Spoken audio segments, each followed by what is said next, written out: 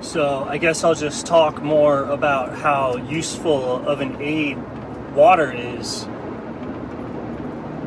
in thinking, contemplating, comprehending, and even speech, especially speech about perceptual reality or things beyond that, right? Without water, without using water, it is extremely difficult to talk about consciousness, right? Like all of the analogies that we use to understand consciousness, they don't really stick to consciousness all that well, except in a limited set of circumstances. You know, we'll talk about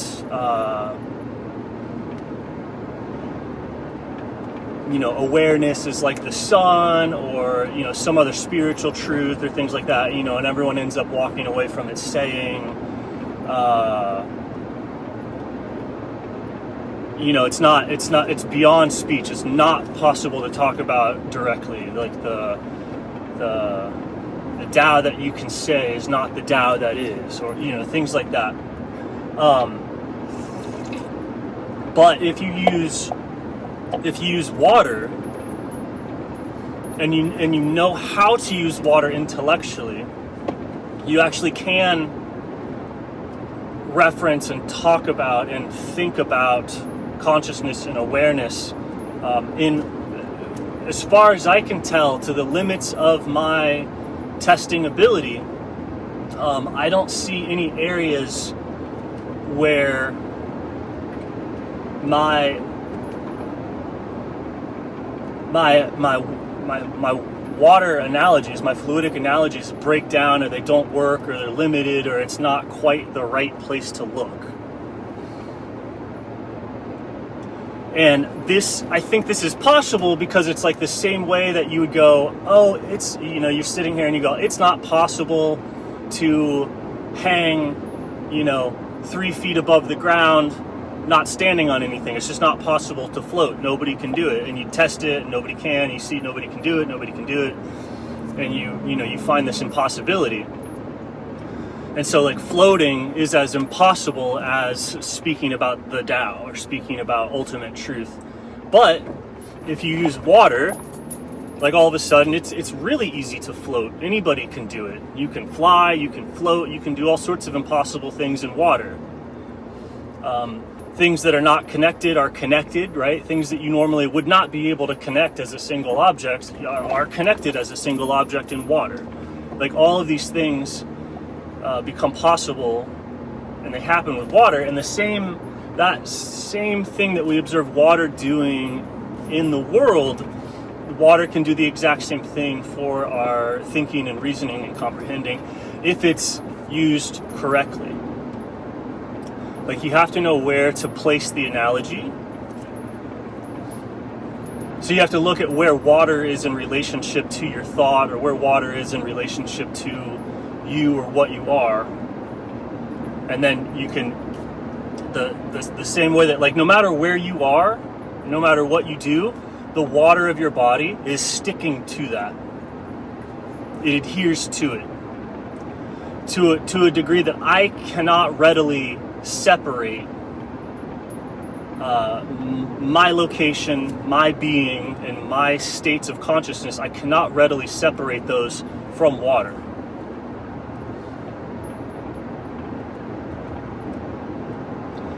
And so when I think about myself in those terms, like if I start to contemplate truth or something like that, the thought patterns naturally adhere to awareness in the exact same way. And since it's an object, since it's a thing, since it's a substance, you can talk about it, and then that substance doesn't have to be, it's like most analogies, like you have to arrange them in such a way that they work.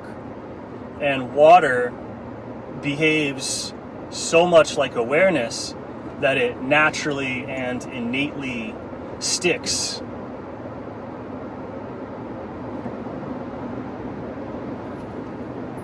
to consciousness, it sticks to life, it sticks to reality. And since it sticks to it, it's like, since it actively sticks to it, the thoughts and the concepts about it also actively stick to it. Right? Like normally if you have a dead concept and you go, oh, something is like something, this other thing, it's like, it doesn't, you might make a model of reality and it might reflect the way reality is in that instance at that time, but it doesn't actively stick to it. It doesn't actually move or shape or change to it. Whereas water, since water is constantly sticking to it actively, then the concepts about water stick to it as well.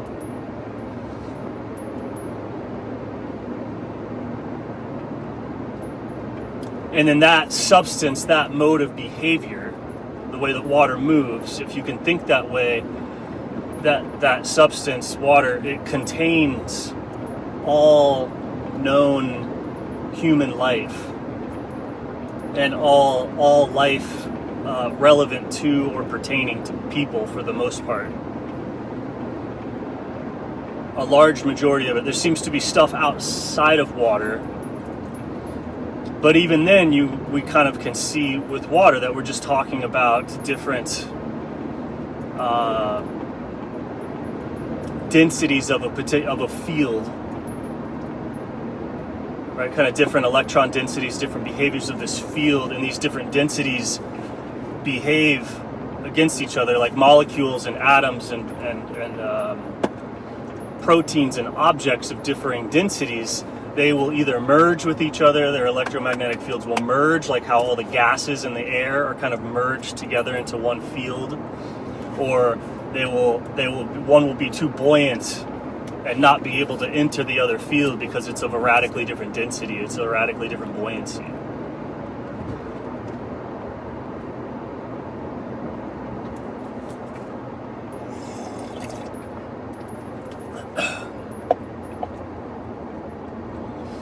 And so you could kind of see all these different modes of consciousness. But again, all of this stuff is kind of like speculations on my perception, right? And my perceptions are all happening inside of water, like in my body.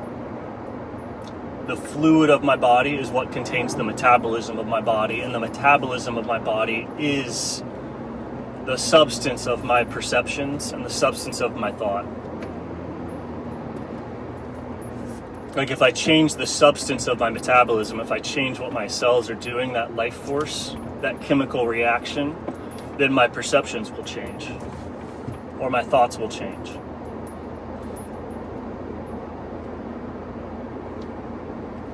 And this seems to be pretty true for everyone. And so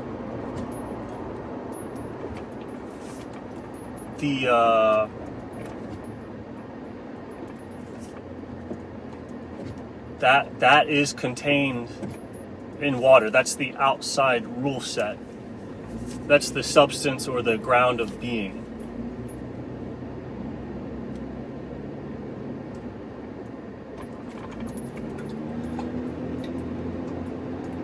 And this is like the biblical cosmos. If you look at Genesis, right? The waters, and then the breath and getting the water moving is what leads to the creation of form.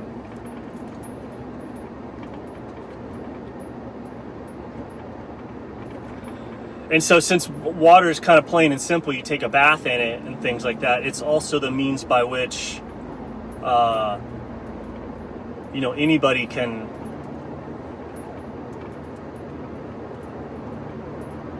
understand how things work or how things are. What normally would require a lot of like talent, skill, effort, like something to be able to, imagine like how much work and skill it takes to be able to do a backflip or to become like a parkour athlete or something like that. But you put anybody in a pool and they're capable of the exact same movements with the water as an aid.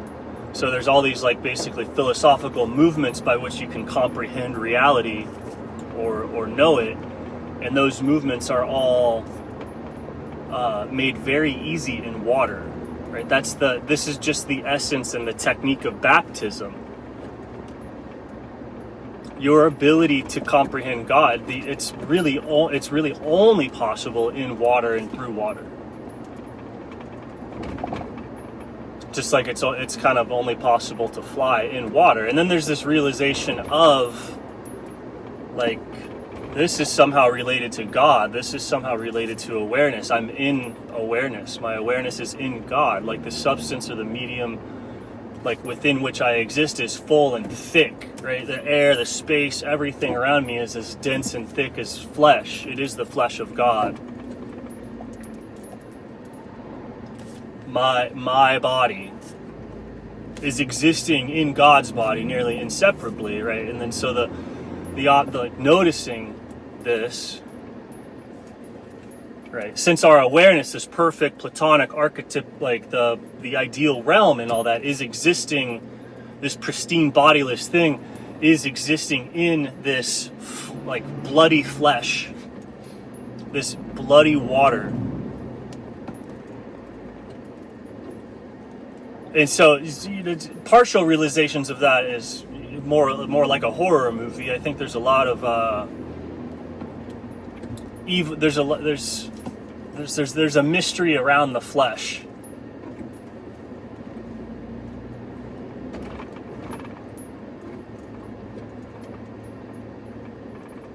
and a mystery around everything existing in flesh.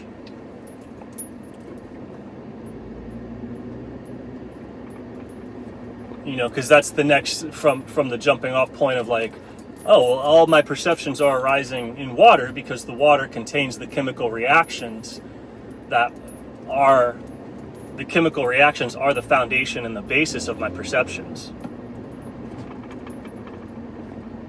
And so, yeah, you could say abstractly, like, yes, that's happening in water, that's happening in awareness, but you look a little bit closer, it's not just water, it's flesh. It's this consciousness, this awareness at different densities, different levels that we call different atoms and molecules and fields and stuff like that, all wrapped and wound together in this thing that we experience and call flesh. Like the brain, right? The body, the organs, the flesh that reality exists in. And the thing that we perceive existence through is this flesh, and you would have to go, well, I'm existing in this flesh. I'm existing as a pattern in this flesh. And you would have to go, whose flesh is it? Whose flesh is it? Is it God's flesh? Right? So that's why there's this big ritual of eating the flesh of God.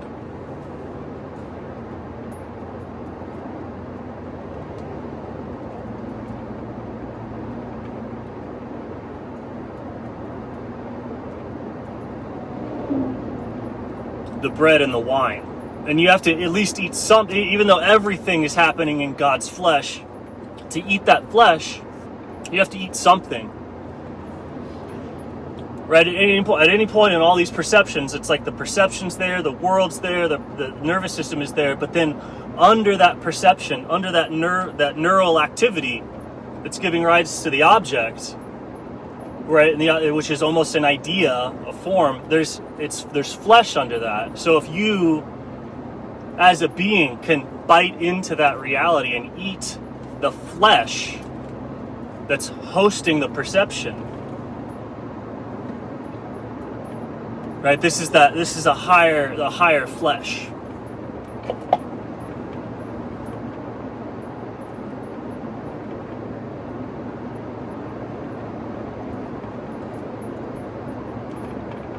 And I don't know if it's confusion or stupidity or just a plot device or something like that, but people get very like stupid in this, and they go, we need to make the idea look like the flesh to get to the flesh. We have to eat the flesh to get the flesh.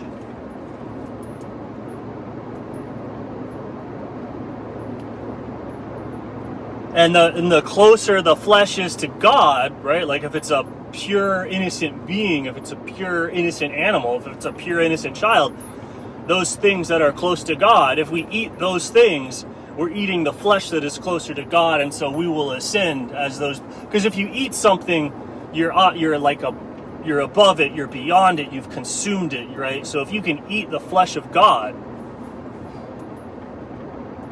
massive boost in elevation and consciousness, right? But where is the God flesh? Where is the God flesh? The water is sticking to it. The water, the awareness, the consciousness that people get into when they're like meditating or studying, whatever, that abstract, that impersonal aspect of God is identical to water,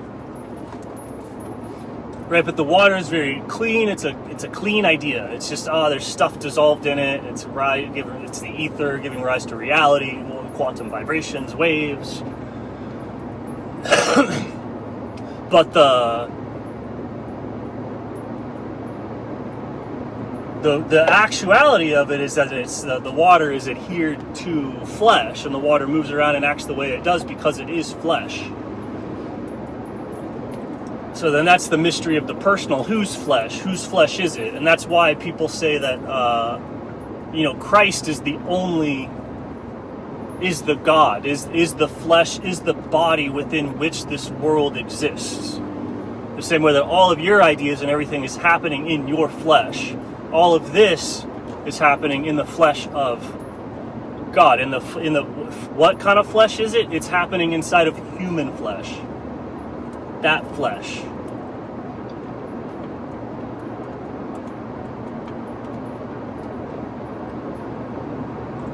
And so then the creative process is that these higher beings feed their flesh to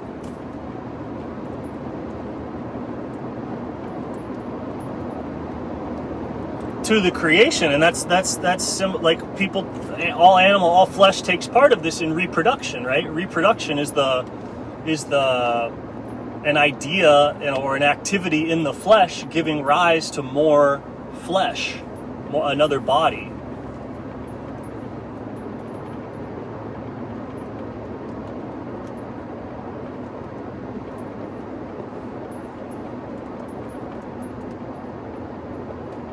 If the flesh can host an idea, and then that idea can pinch off a unit of flesh, although you've reproduced.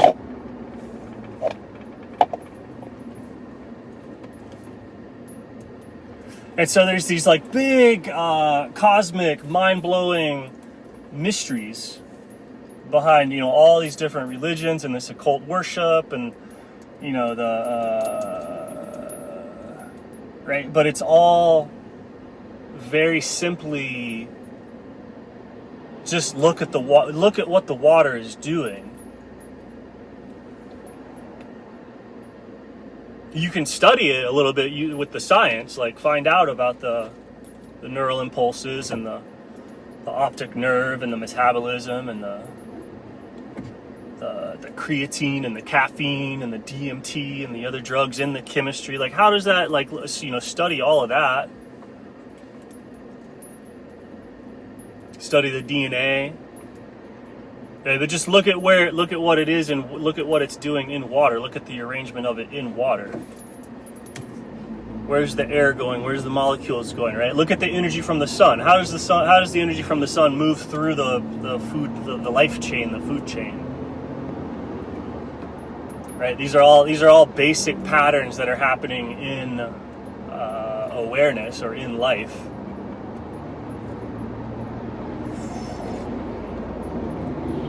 And again, like very books and books and books and books and books and books and books and books can be written about this using analogies that don't actually stick to it, right? If you think about it in any other terms besides water and flesh, water and blood,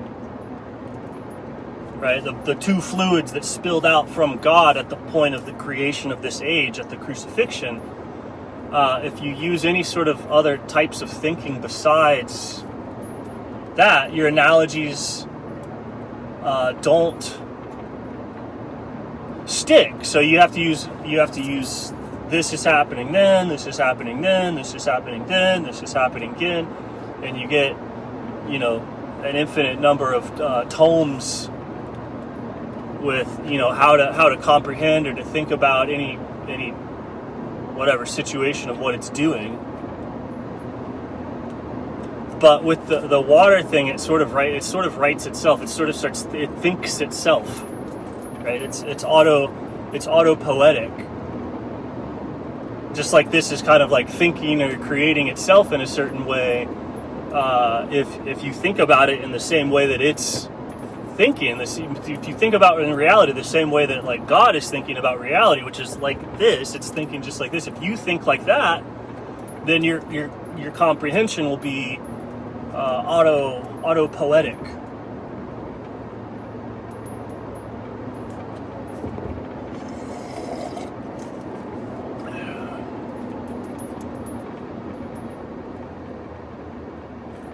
And I think this is like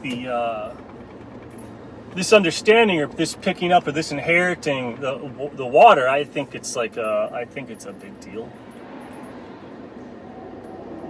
I think that's what's going to upend this current paradigm, this current regime of ignorance in the world.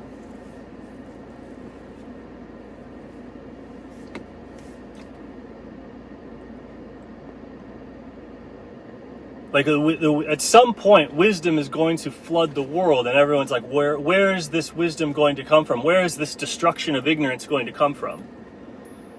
Where is this wealth and this value going to come from?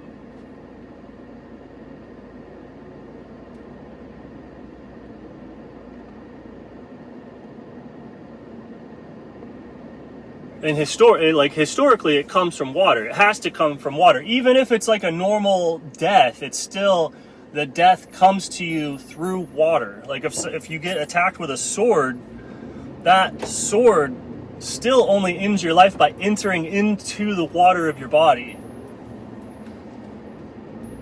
And so perceptually, like the Armageddon or the end of the world is the same way. There's no other way it's going to come through anything but the water. The water will shift, the water will break, the water will freeze, the water will something, and then that's the conditions within which the life force or the metabolism will like boil away or stop. So everyone's like kind of looking at the sun like it's going to take us out, or looking at the whatever, and it's like, well, it might be the water.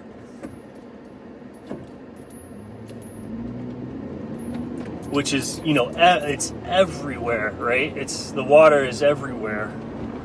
So it could happen from any direction. The oceans are full of it. Every person around me right now is just carrying I don't know how much water.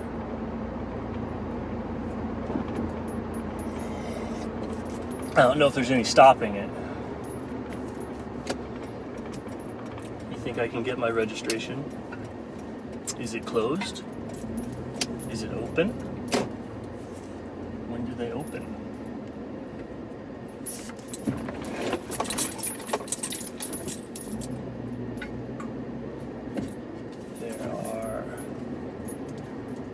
Parking spots for my large truck.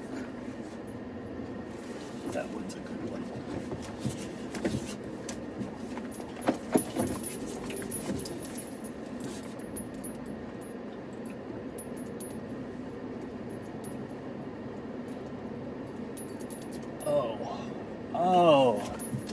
Oh, I'm so good. No backup camera. So good.